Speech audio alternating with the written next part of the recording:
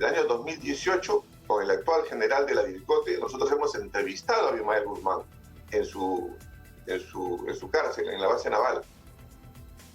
Y lo primero que le preguntamos fue, ¿qué pasaría si usted fallece, si usted muere? Con toda su lucidez que siempre ha tenido, el partido vive, el partido está afuera y el partido sabe qué tiene que hacer.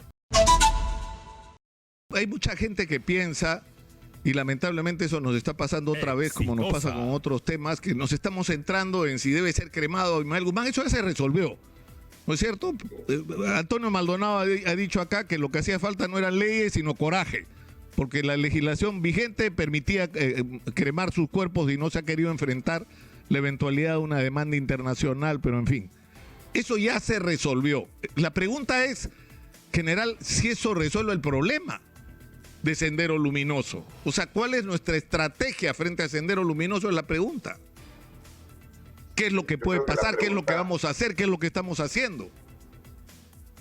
Yo creo que tenemos que hacer dos cosas. La primera es enterrar al pensamiento Gonzalo. Y esto tiene que ser una tarea de la sociedad. Una tarea de la sociedad porque, como yo siempre he dicho, y en mi calidad de director de terrorismo, nosotros matamos a Sendero Luminoso, pero no lo enterramos. Ahora es la oportunidad de enterrarlo. Es la oportunidad de enterrar y enterrar el pensamiento Gonzalo. Eso es lo principal. Y lo segundo, tenemos que, como sociedad, como tú lo has dicho, sentarnos y ver qué acciones tenemos que hacer. Ellos han venido haciendo un trabajo político ideológico de años. Entonces la sociedad no nos hemos dado cuenta de eso. Y si nos estamos dando cuenta es porque ahora ya de una u otra manera han avanzado. Esta situación creo que tiene que cambiar. Tenemos que reescribir la historia. Y parte de reescribir la historia es decirles a la juventud qué es lo que pasó en los años 80 y 90. Que la juventud sepa qué significa el pensamiento Gonzalo, qué significó Sendero Luminoso en los años 80 y 90, para que no se pueda volver a repetir. Esas son las dos cosas que tenemos que hacer. Ya, pero tenemos un problema, general. Me piden que active que actives, maestro, tu video, porque no estamos recibiendo video. El tema es el siguiente. En algún momento, y con toda la controversia que esto significó, había la discusión sobre el acuerdo de paz, es decir, esta especie de rendición. O sea, Abimael Guzmán mandó una carta y pidió un acuerdo de paz. O sea, tú firmas un acuerdo de paz con alguien que está en cierto nivel que tiene cierto nivel de poder. Es decir, Sendero Luminoso estaba derrotado y lo que tenía que ocurrir era un acta de rendición, no un acuerdo de paz. Pero eso debió significar, y yo lo he dicho insistentemente, la entrega de listas, la entrega de miembros, la entrega de locales, la entrega de armas, es decir, la puesta a disposición del Estado peruano de que se han rendido, porque ya está derrotado, porque sus líderes fueron tomados prisioneros, como ocurrió el año 92. Sin embargo, no pasó eso, pero tampoco pasó lo otro. Es decir, la pregunta es qué hemos estado haciendo todos estos años mientras ellos han seguido actuando, porque Sendero ha seguido actuando como partido. El Movadef es una idea de Abimael Guzmán. Así es. Ajá. Sí, nosotros no hemos hecho nada casualmente por inacción de la sociedad, porque pensamos de que el hecho de que Sendero Luminoso no haga una acción terrorista, no haga un coche bomba, no haga un acrecimiento selectivo, pensamos de que su pensamiento ya había desaparecido. Eso no ha sido así. El pensamiento Gonzalo está vivo. El año 2018, con el actual general de la DIRCOTE, nosotros hemos entrevistado a Abimael Guzmán en su cárcel, en la base naval. Y lo primero que le preguntamos fue, ¿qué pasaría si usted fallece, si usted muere? Con toda su lucidez que siempre ha tenido, el partido vive, el partido está afuera y el partido sabe qué tiene que hacer. Esa es la respuesta que nos dio. Entonces, el partido vive, el partido todavía está afuera. ¿Qué cosa nos quiere decir? Que el pensamiento Gonzalo está vigente. Y prueba de ello es las dos operaciones que ha realizado DIRCOTE el año 2014, la operación Perseo y la operación Omega, el año 2020. Perdón, Olimpo, el año 2020. En esas dos operaciones y tú lo has dicho, el Movadef es creación de Abimael Guzmán a partir del año 2009. En esas dos operaciones se habla de filiación terrorista, se habla de pertenencia.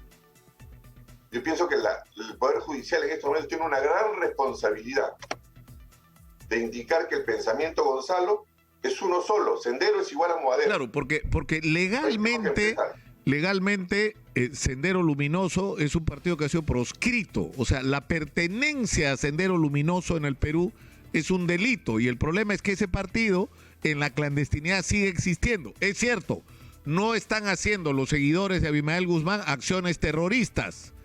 ¿No es cierto? Eso, lo que están haciendo es acumulando fuerzas, como dicen ellos, ¿no es cierto? Penetrando la sociedad, utilizando los conflictos sociales, la fragilidad de nuestro sistema político, los problemas irresueltos, para tratar de influir sobre la sociedad, pero no han renunciado a su objetivo de tomar el poder por la vía violenta. No han renunciado, Nicolás, ni renunciarán. Tú conversas con una persona de estas, nunca se va a acercar a la prensa y va a pedir perdón a todos los peruanos por los hechos que han cometido. Ya lo tenemos en ejemplo al doctor Crespo, que en los dos operativos él ha sido detenido. Nunca van a pedir perdón a la sociedad peruana. Ellos piensan, elucubran todavía que van a llegar al poder de esa manera.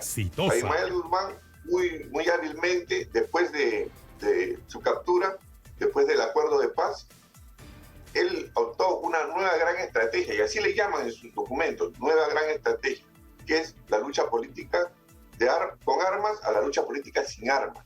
¿Y qué significa eso? Eso es el recodo. Claro, pero ahí general fallamos nosotros, porque si lo tienes rendido y es una circunstancia particularmente importante, es el momento de terminar con el proceso. Es decir, si tú en ese momento forzabas a Abimael Guzmán a que entregue la lista de los miembros de su partido y a iniciar un proceso vigilado de reincorporación a la sociedad de aquellos que estuvieran realmente arrepentidos, y me imagino que para eso hay procedimientos y experiencias en otros países, o sea, la firma de compromisos, la necesidad de presentarte ante la autoridad cada cierto tiempo, la exclusión, por lo menos por un tiempo, de determinadas actividades que tú no puedes realizar, pues, porque si tú has sido militante de Sendero Luminoso no puedes ser maestro, pues.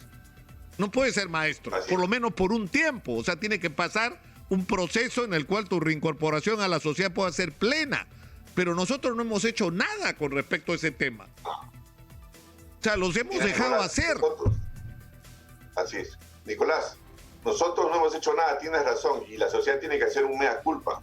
Los gobiernos han pasado y no hemos hecho nada. La primera política de lucha contra el terrorismo ha sido 3 a 4 años, no tiene más. 3 a 4 años, después de 25, más de 26 años. ¿Y qué cosa dice la política? No dice nada. Tú le preguntas a un ministro de Defensa, a un ministro de Interior, ¿qué cosa dice esa política de lucha para proteger a la sociedad peruana del pensamiento Gonzalo? No dice nada. Entonces, esa es nuestra responsabilidad, la responsabilidad de todos los gobiernos que de una u otra manera no enseñaron en todos los niveles de educación principalmente, porque hay que trabajar en la educación de los jóvenes. Hay que decirle en los libros, en los textos, quién fue Abimael Guzmán, qué significó. Ahora, yo quisiera, José, que vayamos a la pausa, por favor, porque tengo que ir al corte para hablar de dos temas.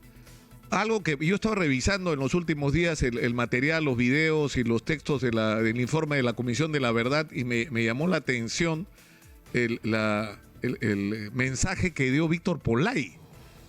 Polay sí pidió perdón, ¿no? Polay sí pidió perdón, y además el video del perdón es dramático, ¿eh? Es dramático, o sea, es alguien que está pidiéndole perdón a las víctimas, ¿no? Y eso es algo muy fuerte que nunca hemos escuchado de la gente de Abimael Guzmán. Entonces la pregunta es, ¿qué es lo que nos espera? Es decir, por ejemplo, en este incidente del fallecimiento de Abimael Guzmán, estaba clarito, o sea, Abimael Guzmán se casa con Elena Iparraguirre dentro de un plan. Porque ellos sabían que en el momento que muriera Abimael Guzmán, sin tener el parientes, por lo menos en el Perú, no había quien pudiera disponer de su cuerpo y por lo tanto iba a ser lanzado a una fosa común y podía ser incluso incinerado sin ningún tipo de inconveniente legal. Entonces se casa con Elena Iparraguirre. Entonces, es Elena Iparraguirre la que legalmente se supone, calculan ellos, va a tener el derecho a disponer del cuerpo. ¿A quién se lo va a entregar? Al partido. Porque la camarada esta, ¿cómo se llama? Betty, es el partido. Esta mujer que ha estado 28 años presa por haber, entre otras cosas, participado en la operación de asesinato del coronel Tumba, es el partido. Ella es la representante de Sendero Luminoso. Y le estaban entregando, pretendían entregarle el cuerpo al partido. O sea, ellos habían pensado en eso, José. Eso era un plan diseñado de hace rato. La pregunta es, ¿qué viene después? ¿Qué otra cosa sabemos o podemos prever que podría ocurrir? Y lo pensaron antes, Nicolás, porque había una estrategia. ¿No te acuerdas tú del mal llamado mausoleo del año 2016? ¿Te acuerdas que lo demolieron? Para eso era. Pensando en el futuro, ellos hicieron su mausoleo y el año 2018 se demolió el bendito mausoleo que quedaba en un cementerio de Comas. Bueno, ¿qué viene? Hay que ver el audio, hay que escuchar el audio de la camarada Miriam, de Elena Iparraguirre. ¿Qué cosa dice ella ahí? Que ella va a denunciar la planificación del asesinato de su esposo. ¿Qué significa esto? Sendero Luminoso, el partido no se va a quedar tranquilo. El hecho de que no le entreguen el cuerpo para velarlo, ellos van a hacer una ceremonia de todas maneras. Recordemos que la figura de Ismael Guzmán es una figura que la han tratado siempre de mitificar. Siempre la han tratado de mitificar, como el presidente Gonzalo, el pensamiento Gonzalo, el culto a la persona de Ismael Guzmán. En todas las fotos, en todos los cuadros que se incautó dentro de las 3 viviendas que se allanaron, nunca lo vas a ver a Ismael Guzmán con un fusil en la mano, siempre lo vas a ver con un libro. Porque ellos trataron a través del arte lavarle el cerebro a muchas personas. ¿Qué sigue de acá? Ellos se van a victimizar a nivel internacional, van a presentar denuncias contra el Estado peruano, van a tratar de hacer homenajes, no solamente acá, porque ellos pueden poner una foto y velarlas y hacer una ceremonia, sino también en el extranjero. Recordamos que tiene bases en Bolivia, en Chile, en Argentina, en México y también en algunas ciudades de Europa. Claro. Ellos van a tratar de hacer eso. Y los recursos legales a nivel internacional que no van a faltar. A mí lo que me preocupa es que por ahí salte, y estoy recubrando en una perspectiva, que por ahí salte un loco estos que ha cumplido, que ha sido fanatizado y que de una u otra manera individualmente pueda cometer un atentado o pueda atentar con alguna persona. Eso es lo que me preocupa. Por eso que yo pienso que especialmente los que están saliendo a la televisión, a los medios, deben adoptar sus medidas de seguridad. Mira qué increíble, José. Tú sabes que nosotros teníamos una discusión en los días en que las papas quemaban en el Perú, porque ejercer el periodismo en esa época era complicado. Ibas a las zonas de donde actuaba Sendero Luminoso y literalmente te estabas jugando el pellejo. Pero había un problema con quienes éramos conductores, que la discusión era una cosa increíble, porque decían, si nosotros le damos más de 3 minutos en los noticieros y en los programas periodísticos a Sendero Luminoso, estamos haciendo propaganda a sus actos, estamos haciéndole apología, les estamos haciendo un favor. Pero era absurdo, porque la gente no podía salir a la calle porque habían apagones, atentados, no podía salir de Lima o de las grandes ciudades del país porque las carreteras eran tomadas por Sendero Luminoso. O sea, no le estábamos diciendo al país lo que estaba ocurriendo, y para eso había que informar sobre lo que estaba ocurriendo, que el país, o sea, tuvo que ocurrir tarata para que los limeños se dieran cuenta de lo que el país entero estaba viviendo hacía más de una década, ¿no? Tuvo que ocurrir tarata, pero lo que hacíamos finalmente nosotros era informar de lo que estaba pasando y editorializar contra Sendero, criticar a Sendero, advertir sobre la amenaza que significaba, y eso implicaba un riesgo.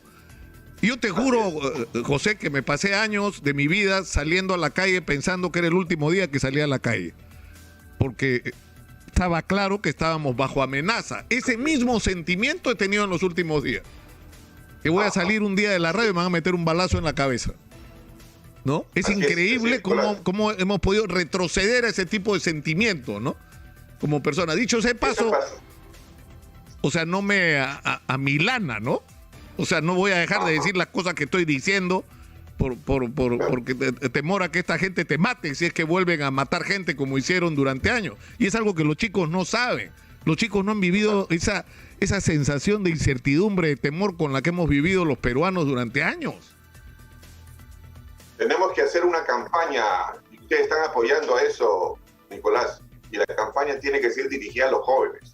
Tú ves en las famosas marchas, en las benditas marchas que están habiendo, no hay jóvenes. El joven está en otra situación, el joven está en el teléfono, ¿no? Entonces, esta situación que tú has vivido, nosotros la hemos vivido permanentemente, y es la pasividad de los gobiernos de no hacer nada. A los gobiernos se les ha advertido. Hemos ido a los consejos de ministros, hemos hablado con los ministros para poder decirles qué es lo que está sucediendo, pero nunca han hecho nada. Vas a alertar al pueblo de que quede ahí, el presidente no quiere. No se trató de eso. Se trató de exigir de que se hagan todas medidas exactas. ¿Cómo se lucha contra el terrorismo? En varios campos, y uno es el político ideológico. La mente de las personas hay que reescribirlas, hay que tratar de también lavarles el cerebro, pero de la sociedad, desde una democracia.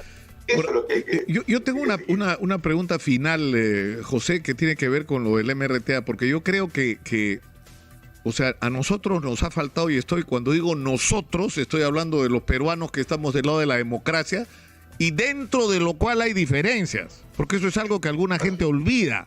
O sea, Sendero Luminoso asesinó en el Perú a todo el que se le pusiera al frente en su obsesiva decisión de tomar el poder a toda costa e imponernos su dictadura. Y a los primeros que mató además fueron la gente de izquierda. ¿Por qué? Porque eran los dirigentes sociales de las comunidades donde ellos querían entrar y los mataron, ¿no? Y mataron a alcaldes de izquierda y mataron a todos los que se les pusieran delante sin distinción de signo político. Pero cuando digo, es decir, nosotros fallamos en el sentido de no valorar en determinado momento a la gente que se arrepentía, ¿no? Que en este momento, por ejemplo, en el BRAEM está siendo clave. O sea, que el hijo de Quispe Palomino se haya arrepentido y se haya pasado a este lado y esté colaborando con las fuerzas del orden para luchar contra su propio padre, es algo extraordinario, ¿no? Es un mensaje, porque este chico puede contar los horrores que se viven allá adentro, que es de alguna manera un recuerdo de lo que fueron las zonas ocupadas por Sendero Luminoso, donde se llegó hasta la esclavitud de comunidades enteras, como las ayánicas, ¿no? Entonces yo creo que eso, en ese contexto, ¿no sería importante hacer una diferencia? Y yo sé que esto puede resultar espinoso a alguna gente, entre la actitud de alguien como Abimael Guzmán, que muere sin arrepentirse, y una persona como Pollay que pide perdón. O sea, no como mensaje hacia los jóvenes. O sea, que alguien que ha en algún momento hecho las cosas que hizo Pollay te diga, ese no es el camino, me equivoqué, o sea, arruiné mi vida, y todas las cosas que le hemos escuchado decir en los testimonios ante la Comisión de la Verdad. Claro, tienes razón que eso podría ser de una u otra manera de un ejemplo para nuestra juventud, para que sepa, que conozca cómo ha sido la historia. Yo creo que el arrepentimiento de Pollay en la Comisión de la Verdad fue un gesto, digamos, personal tal vez, porque sabemos que el MRTA o la organización terrorista Tupac Amaru es marxista-leninista. Entonces ese pensamiento que de una u otra manera trataron de ellos de darle vigencia en su época, pidió perdón, está bien, y eso es lo que debía hacer, y que la sociedad debe saber, el Tupac Amaru pidió perdón. Pero el pensamiento, lo que es marxista-leninista, todavía sigue vigente. A nivel internacional, tenemos Cuba, tenemos Venezuela, y ahora tenemos algunos congresistas también acá que están con ese pensamiento. Entonces, el mea culpa que tenemos que hacer como sociedad es eso, darles a conocer a la juventud, hacer jornadas, hacer unas campañas, y que se emplee al personal de retiro de la Policía Nacional, de la Fuerza Armada, para que vaya a las universidades, a los institutos. El único que hace ese tipo de trabajo es la DIRCOTE, nada más, pero es un granito de arena. Eso tiene que ser una cuestión a nivel de Estado, que se sepa qué cosa lo que significó Sendero Luminoso, qué significó Tupac Amaru. Sendero Luminoso, si tú ves, hay que recordar, Sendero Luminoso es igual a Moed. Ellos tienen como ideología el marxismo, el mismo pensamiento, Gonzalo. Nunca se van a arrepentir. nunca se van a repetir, porque ellos dicen que el único camino para tomar el poder es la lucha armada. Eso hay que tenerlo presente, y los jóvenes, todos tenemos que tenerlo presente para vivir en una sociedad donde no haya peligros, donde no se vuelva a repetir esta historia. Ahora, a mí hay un tema que sí me preocupa, José, y te soy sincero, que es el hacer, como hacen algunos, un signo igual entre ser socialista y ser de izquierda y ser terrorista. O sea, no es lo mismo. Ajá. Marielena Moyano, que es una de las emblemas de la tragedia que vivimos, era una mujer de izquierda, ¿no? O sea, uno no puede prever lo que será el destino de las personas, pero, digamos, estaría en el partido de Verónica Mendoza probablemente, porque la gente de su entorno de esa época está cercana al partido de Verónica Mendoza, es parte de ella, pero en fin, o sea, a lo que voy es que no es que no solamente no sean lo mismo, sino que eran enemigos de Sendero Luminoso, también, ¿no? Entonces, yo creo que ahí hay un tema que tenemos que resolver todavía para entender de que quienes estamos del lado de la democracia podemos tener diferencias, ¿no? Incluso ideológicas. Sí, claro, por supuesto. Pero que una de las tareas que tenemos que enfrentar juntos es precisamente esta del sepultar para siempre la violencia. Porque hay, para terminar, José, una cosa que me preocupa. O sea, lo de Sendero, una de las grandes lecciones es que tenemos que desterrar la violencia para siempre del Perú, como forma de imposición al resto de la sociedad, ¿no es cierto?, de unos sobre otros, de una minoría sobre la mayoría de los peruanos. Pero a mí me preocupa estos grupos de ultraderecha que marchan con palos, con banderas y que amenazan de muerte, que si votan como no les gusta los de Acción Popular van y le pintan el local. O sea, ¿cuál es el siguiente paso? Que quemen el local, que si chapan a un congresista que votó como no les gusta, que lo apaleen o lo maten. O sea, hay un peligro de terrorismo del lado de la derecha también, ¿no? Y eso también tiene que ser derrotado, y este es el momento de pararlo. O sea, no queremos violencia en el Perú, de ningún tipo, ¿no? Mi reflexión va a esto, Nicolás. Tú lo has dicho, podemos vivir en democracia, pero en diferentes pensamientos. Podemos ser de izquierda, derecha, centro, pero esa es la democracia. Y la democracia hay que cuidarla. La democracia hay que mantenerla. ¿Y cómo la tenemos? La tenemos que mantener con estas situaciones de decisiones del gobierno o en forma oportuna. Puede venir cualquier ideología. Como yo le decía siempre cuando iniciamos las charlas en la Disputa años atrás, nosotros no venimos a decirle si ustedes son de izquierda, son de derecha, no. Nosotros venimos a decirle qué fue el terrorismo en los años 80 y 90. Y eso nos importaba que ellos conozcan qué pasó en los años 80 y 90. No venimos a decirles voten por este, no. Ni tampoco a decirles sean de esta ideología, no.